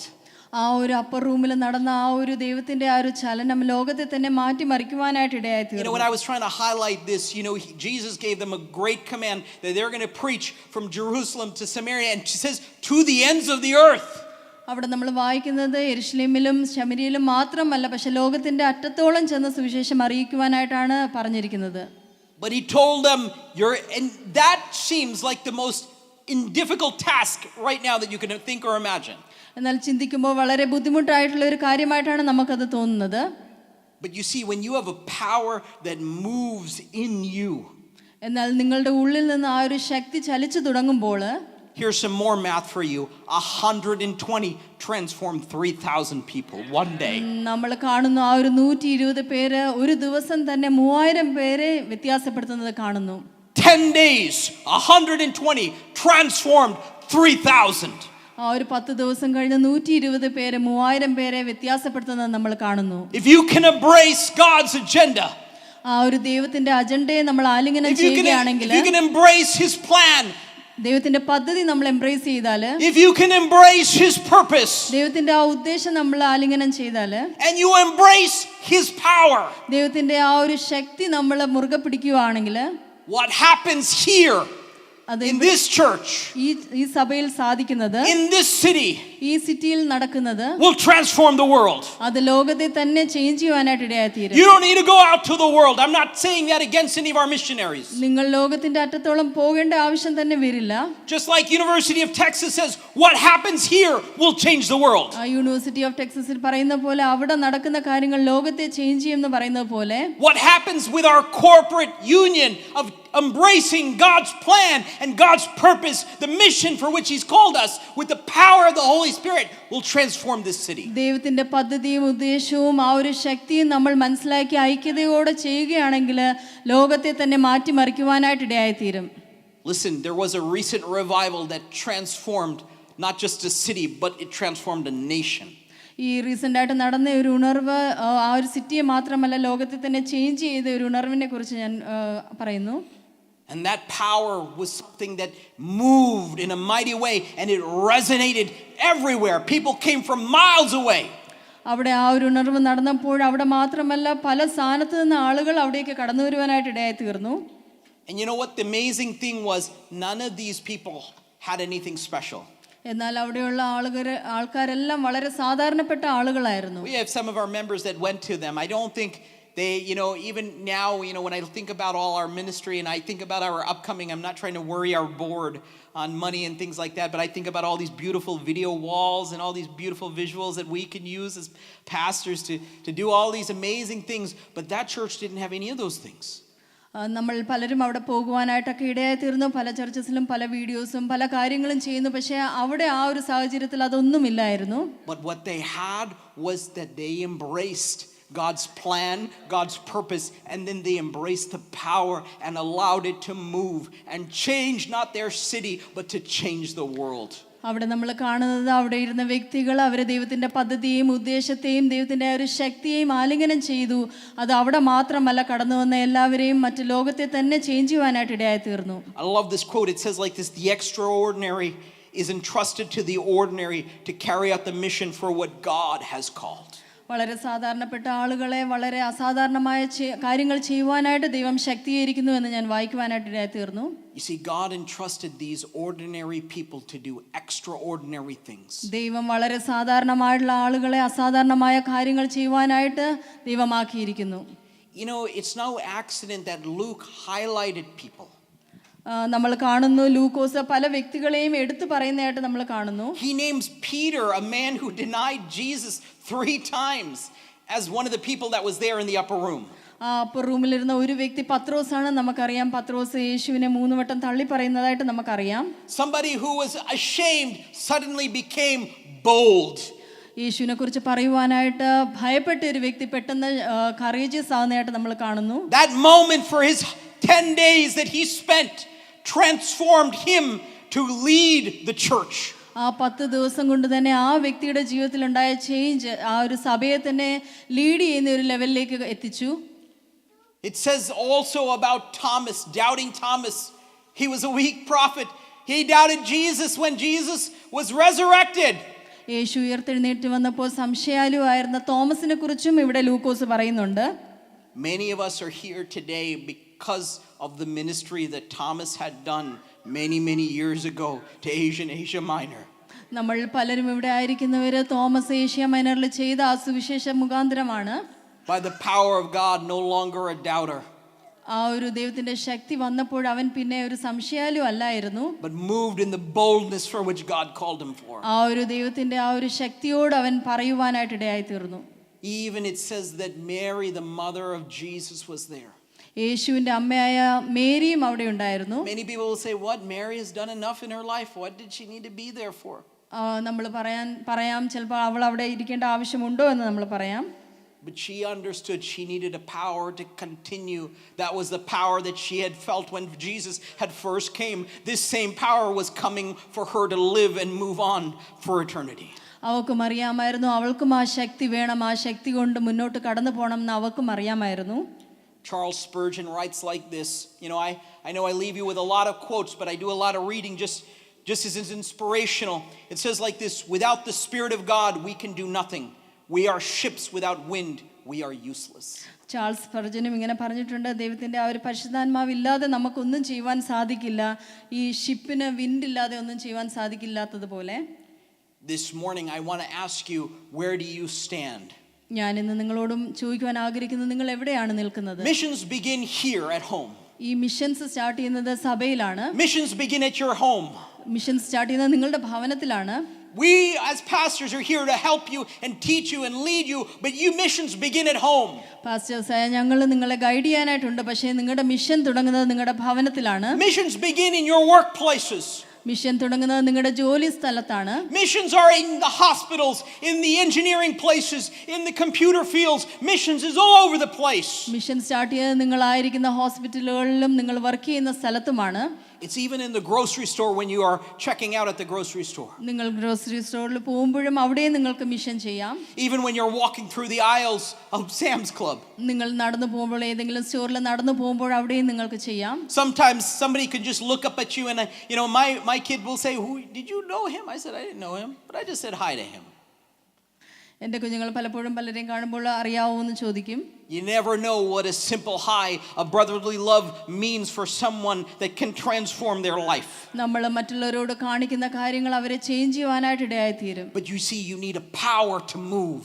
നിങ്ങൾക്ക് ആ ഒരു മൂവ് ചെയ്യാനുള്ള ശക്തി ദൈവം തന്നിട്ടുണ്ട്. You need to wait in expectation for the power to come upon you. ആ ഒരു ശക്തി നിങ്ങളിലേക്ക് വരുവാനായിട്ട് നിങ്ങൾ കാത്തിരിക്കണം. You need to know that God's plan was to empower you to witness him to all the world. നിങ്ങൾ അറിയണം ദൈവത്തിന്റെ plan എന്തെന്ന് വെച്ചാൽ ആ ഒരു ശക്തി നിങ്ങളിലേക്ക് തന്ന ഈ ലോകത്തെ തന്നെ change ചെയ്യുവാനാണ്. And that purpose was meant to move through you and through everyone around you. ആ ഒരു ചേഞ്ച് നിങ്ങളിലൂടെ സ്റ്റാർട്ട് ചെയ്ത് മറ്റുള്ളവരിലേക്ക് പകരുവാനാണ് ദൈവം ആഗ്രഹിക്കുന്നത്. And he says, and he will give you the power. അവിടെ കാണുന്നത് ദൈവം തരുമെന്നാണ് പറയുന്നത്. 120 people transformed 3,000 people. 120 വ്യക്തികൾ 3000 പേരെ ചേഞ്ച് ചെയ്യുന്നത് നമ്മൾ കാണുന്നു. Acts is a great book. Acts chapter 4, Acts chapter 9, Acts chapter 10 and 19. All of these speak about transformational changes that continued from this one pivotal moment. ഈ ഒരു ദിവസത്തിൽ നിന്നാണ് അപ്പോസ്തലപ്രവൃത്തിയിൽ നമ്മൾ പല ചലനങ്ങളും കാണുന്നത്. നമ്മൾ പല ചാപ്റ്റേഴ്സിലും നമ്മൾ വായിക്കുന്നു. As I conclude this morning, ഞാൻ ഇവിടെ ഇന്ന് കൺക്ലൂഡ് ചെയ്യുമ്പോൾ I remember this quote from a great revivalist, Leonard Ravenhill. Leonard Ravenhill പറഞ്ഞ ഒരു കാര്യം ഞാൻ പറയാൻ ആഗ്രഹിക്കുന്നു. And he said it as simple as this. He said, I'm tired of reading about what God did and I want to make history. ദൈവം ചെയ്തതിനെ കുറിച്ച് വായിക്കുന്നതിനേക്കാളും എനിക്ക് തന്നെ ഒരു ഹിസ്റ്ററി ഉണ്ടാക്കുവാനായിട്ട് ഞാൻ ആഗ്രഹിക്കുന്നുവെന്ന് യേശുവിന് വേണ്ടി. I'm giving you the challenge on this first Mission Sunday. ഈ ഒരു ഫസ്റ്റ് മിഷൻ സൺഡേയിൽ ആ ഒരു ചലഞ്ച് തന്നെ നിങ്ങൾക്കും തരുവാനായിട്ട് ഞാൻ ആഗ്രഹിക്കുന്നു. How many are ready to make history today? ഇതുപോലെ തന്നെ ഹിസ്റ്ററി മേക്ക് ചെയ്യുവാനായിട്ട് നിങ്ങൾ ആരൊക്കെ ആഗ്രഹിക്കുന്നു? You may say to yourself, I don't have any talents, I don't have any abilities. നിങ്ങൾക്ക് കഴിവില്ല എന്ന് നിങ്ങൾ പറയാം. Neither did these 120 people. ഈ 120 പേരിൽ ആർക്കും കഴിവുള്ളവരായിരുന്നില്ല. So much so that it said, who are these Galileans? That it says that in chapter 2, it says that the people who are seeing this, it says they were utterly amazed. He said, how are these Galileans? Galileans, nothing good came out of Galilee. That was the understanding in the olden days. They were uneducated. They didn't have understanding. How could they be speaking these languages of understanding of God's wonder? That's what they said. They were utterly amazed. അവിടെ കൂടി വന്ന ആളുകളും അത് തന്നെയാണ് പറഞ്ഞത്. ഈ സംസാരിക്കുന്നവരെല്ലാം ഗലീലക്കാരല്ലയോ, പിന്നെ നാം ഓരോരുത്തർ പറയുന്ന ഭാഷകളിൽ അവരെങ്ങനെ സംസാരിക്കുന്നു എന്ന് അവർ പറയുവാനായിട്ട് ഇടയായി തീർന്നു. 3 numbers. 3 numbers. I always give you 3 points. ഞാൻ എപ്പോഴും 3 പോയിന്റ്സ് നൽകുന്നു. Could you be of the 380? നിങ്ങൾ 380 പേരിലുള്ള വ്യക്തിയാണോ? The 120. 120 വ്യക്തിയാണോ? And if you're in the 120, how many of you are ready for 10? നിങ്ങൾ എത്ര പേര് ആ 10ലേക്ക് വരുവാനായിട്ട് ആഗ്രഹിക്കുന്നു? How many of you are ready and waiting for that moment to come? നിങ്ങൾ ആ ഒരു മൊമെന്റിനായിട്ട് എത്ര പേര് വെയിറ്റ് ചെയ്യുന്നു? How many of you are waiting in expectation to receive the power for which God called for you? ദൈവം നിങ്ങളെ വിളിച്ച ആ ഒരു ശക്തി പ്രാപിക്കുവാനായിട്ട് നിങ്ങൾ എത്ര പേര് ആകാംക്ഷയോടെ കാത്തിരിക്കുന്നു? What I mean in the 10 is that the power will come upon you at any moment when you just ask. ആ 10 എന്ന് ഞാൻ ഉദ്ദേശിച്ചത് ആ ഒരു ദിവസത്തിൽ എന്ന് വേണമെങ്കിലും ആ ഒരു ശക്തി നിങ്ങളിലേക്ക് കടന്നു വരാം. The transformational change just won't happen from one person. It happens from a corporate group of people. ആ ഒരു ട്രാൻസ്ഫോർമേഷൻ ചേഞ്ച് ഒരു വ്യക്തിയിൽ നിന്നല്ല വരുന്നത്, പക്ഷെ ഐക്യതയോടുകൂടി നമ്മൾ ഇരിക്കുമ്പോഴാണ് വരുന്നത്. Let me tell you something. One family can change one row. ഒരു കുടുംബത്തിന് ഒരു റോയെ ചേഞ്ച് ചെയ്യാനായിട്ട് സാധിക്കും. I'll be honest with you. I miss when we all sat as families because one family, one row can change a whole other row. നമ്മൾ പണ്ട് family ആയിട്ടാണല്ലോ ഇരുന്നത്. ഒരു family change വരുമ്പോൾ ഒരു റോ ചേഞ്ച് വരുന്നു. One family can change another family. ഒരു ഫാമിലിക്ക് മറ്റൊരു കുടുംബത്തെ ചേഞ്ച് ചെയ്യാനായിട്ട് സാധിക്കും. You know, that's why I plug all these small groups and all these groups that we have, because that's where the power happens. അതുകൊണ്ടാണ് ചെറിയ കൂട്ടങ്ങളായിട്ട് നമ്മൾ കൂടുന്നതിനെ ഞാൻ എൻകറേജ് ചെയ്യുന്നത്. അവിടെയാണ് മാറ്റങ്ങൾ സംഭവിക്കുന്നത്. I believe that the Guilderland group is just as good as our group. ഞാൻ വിശ്വസിക്കുന്ന എല്ലാ സെൽ ഗ്രൂപ്പുകളും നല്ലത് തന്നെയാണ്. And I believe that the colony group is also really good. Colony ഗ്രൂപ്പും ഗിൽഡർലാൻഡ് ഗ്രൂപ്പും എല്ലാം നല്ലതാണെന്ന് ഞാൻ പറയുന്നു. But I'm telling you, that's where you need to start. ഞാൻ പറയുന്നു അവിടെ നിന്നാണ് തുടങ്ങേണ്ടത്. You need to start getting engaged with people. അവിടെ നിന്ന് നമ്മൾ പലരിലേക്കും നമ്മൾ സംസാരിക്കാൻ ഇടയായി തീരണം. It's not enough that you're doing this on your own. It's great that you're spending time alone, but you are not meant to be alone. നിങ്ങൾ അത് ഒറ്റയ്ക്ക് ചെയ്യുവാനല്ല ഞാൻ ആഗ്രഹിക്കുന്നത്. അതിനായിട്ടല്ല നിങ്ങളെ വിളിച്ചത്. This is about a fellowship, about a community of people. God said you should wait, all of you. He didn't say some of you, only a few of you, only this group right here. He said all of you should wait. അവിടെ ചിലരെ മാത്രം എടുത്തല്ല പറഞ്ഞിരിക്കുന്നത്, പക്ഷെ എല്ലാവരും ഒരുമിച്ച് അത് ചെയ്യാനാണ് ദൈവം ആഗ്രഹിക്കുന്നത്. And he says for all of those who did, അങ്ങനെ ചെയ്യുന്ന എല്ലാവരുടെ മേലും all of them received. എല്ലാവരും പ്രാപിക്കുവാനായിട്ട് ഇടയായി തീർന്നു. And all of them changed.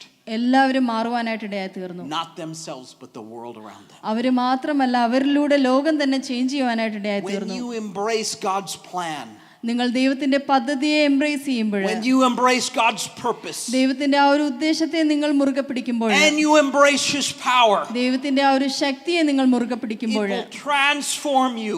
അത് നിങ്ങളെ It വ്യത്യാസപ്പെടുത്തും. will change your marriage. അത് നിങ്ങളുടെ കുടുംബജീവിതത്തെ It വ്യത്യാസപ്പെടുത്തും. will change your dynamic with your children. അത് നിങ്ങളും കുഞ്ഞുങ്ങളുമായുള്ള ബന്ധത്തെ It ചേഞ്ച് will ചെയ്യാനായിട്ട് change your ഇടയായിത്തീരും. workplace. അത് നിങ്ങളുടെ ജോലി സ്ഥാനത്ത് It will വ്യത്യാസം change your വരുത്തും. schools. അത് നിങ്ങളുടെ സ്കൂളിൽ ചേഞ്ചസ് It വരുത്തും. will change the person sitting next to you. അത് നിങ്ങളുടെ അടുത്തിരിക്കുന്ന വ്യക്തികളെ ചേഞ്ച് ചെയ്യാനായിട്ട് ഇടയായിത്തീരും. And it will transform not just you, but everyone around you. അത് നിങ്ങളെ മാത്രമല്ല നിങ്ങളുടെ ചുറ്റുപാടുകളെ വ്യത്യാസം വരുത്തുവാനായിട്ട് ഇടയായിത്തീരും. And when you get a group of these people coming together, ആ ഒരു ഗ്രൂപ്പ് എല്ലാവരും ഒരുമിച്ച് കൂടുമ്പോൾ you can change the world. ആ ഒരു ലോകത്തെ തന്നെ വ്യത്യാസപ്പെടുത്തുവാനായിട്ട് ഇടയായിത്തീരും. This Mission Sunday, ഈ mission സൺഡേയിൽ we celebrate all of those missionaries that are out there serving in all the different parts of the world. ലോകത്തെമ്പാടും വർക്ക് ചെയ്യുന്ന മിഷണറിമാരെ കുറിച്ച് ഞാൻ ഓർക്കുന്നു. They're working on the power of which God has called them for. ദൈവം അവർക്ക് നൽകിയ ആ ഒരു ബലത്തിലാണ് അവർ വർക്ക് ചെയ്യുന്നത്. They're working in very difficult situations. വളരെ പ്രതികൂലങ്ങൾക്ക് മധ്യത്തിലാണ് അവരായിരിക്കുന്നത്. Sometimes without food. അവർക്ക് ചിലപ്പോൾ ഭക്ഷണമില്ല. But they embraced the plan. പക്ഷേ ദൈവത്തിന്റെ പദ്ധതിയെ അവർ മുറുകെ പിടിക്കുന്നു. Because they know that there's a God who has a purpose for them. അവർക്ക് വേണ്ടി ദൈവത്തിന്റെ ഒരു പദ്ധതി ഉണ്ടെന്ന് അവർ അറിയുന്നു. And they're moving in that power. ആ ഒരു ശക്തിയിൽ അവർ ചലിക്കുന്നു. So where are you this morning? നിങ്ങൾ അതിൽ എവിടെയായിരിക്കുന്നു? Mission Sunday was a call not just to celebrate them, but for you to take upon the charge this mission morning. Sunday എന്ന് പറയുന്നത് അവരെ കുറിച്ച് പ്രകീർത്തിക്കാനല്ല, പക്ഷെ നിങ്ങളെ ഒരു ചേഞ്ച് ആണ് ഉദ്ദേശിക്കുന്നത്. Many of you are doing different missions through this church. നിങ്ങൾ ഈ സഭയിലൂടെ പല മിഷൻസും ചെയ്യുന്നുണ്ട്. But there's still some of you that are not, you are excited about the experience. നിങ്ങൾ പലരും ഈ ഒരു ഇതിനെക്കുറിച്ച് എക്സ്പീരിയൻസിനെ കുറിച്ച് എക്സൈറ്റഡ് ആണ്. But God doesn't want you to experience something, He wants you to transform. നിങ്ങൾ ചില കാര്യങ്ങൾ എക്സ്പീരിയൻസ് ചെയ്യുന്നതിൽ ഉപരിയായിട്ട് ഒരു ട്രാൻസ്ഫോർമേഷനിലേക്ക് വരുവാനാണ് ദൈവം He wants you ആഗ്രഹിക്കുന്നത്. to move to a new stage. പുതിയൊരു സ്റ്റേജിലേക്ക് മൂവ് ചെയ്യാനാണ് ദൈവം He ആഗ്രഹിക്കുന്നത്. wants you to take you to a new level of understanding. ഒരു പുതിയൊരു ലെവലിലേക്ക് കൊണ്ടുപോകാനാണ് ദൈവം To walk ആഗ്രഹിക്കുന്നത്. with a new boldness that you've never walked before. നിങ്ങൾ മുന്നിൽ നടന്നിട്ടില്ലാത്ത പടി ബോൾഡായിട്ട് സംസാരിക്കുവാനായിട്ട് ദൈവം നിങ്ങളെ കുറിച്ച് And ആഗ്രഹിക്കുന്നു. to carry His good news ദൈവത്തിന്റെ ആ ഒരു സുവിശേഷം ക്യാരി ചെയ്യുവാൻ ദൈവം നിങ്ങളെ കുറിച്ച് to ആഗ്രഹിക്കുന്നു. the whole world. ലോകത്തെമ്പാടും കടന്നു പോകുവാൻ. This morning, my charge is for you and I to stand boldly according to the plan, the purpose, and the power for which God has called you for. ദൈവം നിങ്ങളെ വിളിച്ച് ആ വിളിക്ക് ഒത്തവണ്ണം നിൽക്കുവാനായിട്ട് ഞാൻ നിങ്ങളെ വിളിക്കുന്നു. Where do you stand this morning? നിങ്ങൾ എവിടെ ആയിരിക്കുന്നു? For those of you who are watching online, don't be the 380, join the 120. ഓൺലൈനിൽ വാച്ച് ചെയ്യുന്നവരോടും എനിക്ക് പറയാൻ ആഗ്രഹിക്കുന്ന ആ 380 പേരിലല്ല 120 പേരിലേക്ക് ജോയിൻ ചെയ്യുക. Hunger after God, seek after what He seeks. ദൈവത്തിന് വേണ്ടി വാഞ്ചിക്കുക, ദൈവത്തിനെ പിൻപറ്റുക. If you wait patiently, നിങ്ങൾ ക്ഷമയോടെ കാത്തിരിക്കുകയാണെങ്കിൽ there's something coming that's going to be changing the world. ലോകത്തെ തന്നെ മാറ്റിമറിക്കുന്ന ചില കാര്യങ്ങൾ നേടിയെടുക്കുവാൻ നിങ്ങൾക്ക് സാധിക്കും. I wonder what these 380 must have felt when those 120 transformed 3,000. ഈ 380 പേര് എന്ത് ചിന്തിച്ചു എന്ന് എനിക്കറിയില്ല. 120 പേര് 3000 പേരെ ട്രാൻസ്ഫോം ചെയ്തപ്പോൾ. I don't know the math behind that, but I can only imagine if the 380 added that, what would be the multiplication of what they could have done. അവരും കൂടെ അതിൽ ജോയിൻ ചെയ്തിരുന്നെങ്കിൽ പിന്നെയും അധികം വ്യക്തികൾ വരുമായിരുന്നു എന്ന് ഞാൻ ചിന്തിക്കുന്നു. See, even Jesus said that the harvest is plenty, യേശുവും പറഞ്ഞു ഹാർവസ്റ്റ് പ്ലെന്റി ആണെന്ന് പറഞ്ഞു. but the workers are few. എന്നാൽ അതിനുവേണ്ടി പ്രവർത്തിപ്പാൻ വളരെ ചുരുക്കം പേരേ ഉള്ളൂ. Believe it or not, each and every one of us are the workers of God. നിങ്ങൾ വിശ്വസിക്കുന്നുണ്ടെങ്കിലും ഇല്ലെങ്കിലും നിങ്ങൾ ഓരോരുത്തരും അതിനുവേണ്ടി പ്രവർത്തിക്കേണ്ടവരാണ്. Not for ourselves, not for this church, but for His kingdom. ഈ ഒരു സഭയ്ക്ക് വേണ്ടിയല്ല, പക്ഷെ ദൈവത്തിന്റെ ആ ഒരു ദൈവരാജ്യത്തിന് വേണ്ടി. Not for an organization, but for His kingdom. ഒരു ഓർഗനൈസേഷന് വേണ്ടിയിട്ടല്ല, ദൈവത്തിന്റെ രാജ്യത്തിന് വേണ്ടിയിട്ട്. To bring everyone who is lost to what is for them in their life. നഷ്ടപ്പെട്ടു പോയവരെ ഇതിലേക്ക് കൊണ്ടുവരുവാനാണ് ദൈവം നമ്മളെക്കുറിച്ച് ആഗ്രഹിക്കുന്നത്. This morning, if you don't know Jesus, ഇന്ന് പകല് നിങ്ങൾക്ക് യേശുവിനെ അറിയില്ല എങ്കിൽ I want to let you know that you don't need anything. നിങ്ങൾക്ക് ഒന്നിന്റെയും ആവശ്യമില്ല. You don't need to be a great person. You don't need anything like that. നിങ്ങളൊരു വലിയൊരു ഉന്നത വ്യക്തിയാകണമെന്നൊന്നുമില്ല യേശുവിനെ അറിയുവാന്. God never needed a degree or anything else. യേശു നിങ്ങളിൽ നിന്നൊരു ഡിഗ്രിയോ ഒന്നും ആഗ്രഹിക്കുന്നില്ല. But He wanted a heart that was ready and willing to receive Him. പക്ഷേ അവനെ റിസീവ് ചെയ്യാനുള്ള ഒരു ഹൃദയമാണ് ദൈവം നിങ്ങളിൽ നിന്ന് ആഗ്രഹിക്കുന്നത്. It says, if you confess with your mouth that Jesus Christ is Lord, യേശു കർത്താവെന്ന് നിങ്ങളുടെ വായ കൊണ്ട് ഏറ്റു പറഞ്ഞാൽ, and believe on your heart that God had raised him from the dead, അവനെ യേശു ഉയർത്തെഴുന്നേറ്റു എന്ന് നിങ്ങൾ വിശ്വസിക്കുകയാണെങ്കിൽ, in that instant you become his child. ആ ഒരു മൊമെന്റിൽ തന്നെ നിങ്ങൾ ഒരു ദൈവ പൈതലായി മാറും. And when you ask and seek God, നിങ്ങൾ ദൈവത്തെ പിൻപറ്റുവാൻ ആഗ്രഹിക്കുമ്പോൾ, when you seek him in prayer and spending time with him, നിങ്ങൾ പ്രാർത്ഥനയോടുകൂടി ദൈവസന്നിധിയിൽ ടൈം സ്പെൻഡ് ചെയ്താൽ, and say, Lord, less of me and more of you, ഞാനോ കുറയണം നീയോ വളരണം എന്ന് നിങ്ങൾ പറയുകയാണെങ്കിൽ, he says he is going to send the helper for you. ദൈവം ആ ഒരു ദൈവത്തിന്റെ സാന്നിധ്യം നിങ്ങളിലേക്ക് അയക്കുവാനായിട്ട് ഇടയായിത്തീരും. And he will guide you in all truth. നിങ്ങളുടെ എല്ലാ സത്യത്തിലും ദൈവം വഴി നടത്തുവാനായിട്ട് ഇടയായിത്തീരും. And the power will come upon you. ആ ഒരു ശക്തി നിങ്ങളുടെ മേൽ വരുവാനായിട്ട് ഇടയായിത്തീരും. You see, the power of the Holy Spirit is not just the end, it's the beginning. ആ ഒരു ശക്തി ഒരു അവസാനമല്ല, അതൊരു തുടക്കമാണ്. It's the beginning of experiencing the power of what God has for you when you see him on the other shore. നിങ്ങൾക്ക് വേണ്ടി ദൈവം ഒരുക്കിയിരിക്കുന്ന ആ പദ്ധതികളുടെ ഒരു തുടക്കം മാത്രമാണ്. The book of Romans speaks like this is an early deposit of what is to come. നമുക്ക് വരുവാനുള്ളതിന്റെ ഒരു ഡിപ്പോസിറ്റ് ആണ് ഇവിടെ നടക്കുന്നത്.